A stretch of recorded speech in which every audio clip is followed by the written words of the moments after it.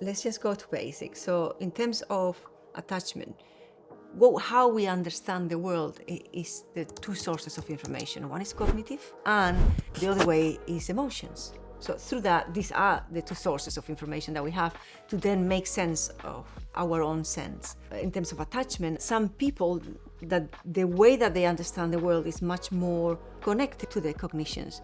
So now we talk about neurodivergency, right? More than that is the way that our brain works is very different, because we are many more people and there are many more kind of general ways for the brain to work. But in terms of whether a person is much more cognitive than, for instance, in their attachment style, than emotions, we have various layers there. People more reliant on cognitions find that the world makes sense much more in a rational kind of way. So it can even become perhaps more, it's either this way or that way, much more black and white.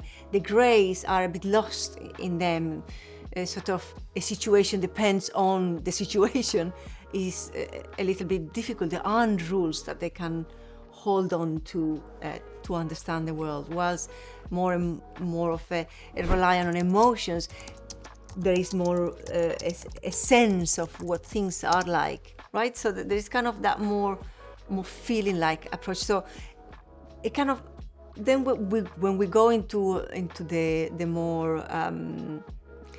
more balance are those that can use both cognitions and emotions when they need it, when it's actually the right time to use them. Not everyone has the same access to them. So in terms of attachment, we have a more cognitive style, and in terms of the maturation model, they are the A's, and there are a range of A's between A1 and 8A. And then you have the C's that is much more in the way of, if you like, more organized around the emotional world, and those are more of a C's. And then in the middle are those that can use both.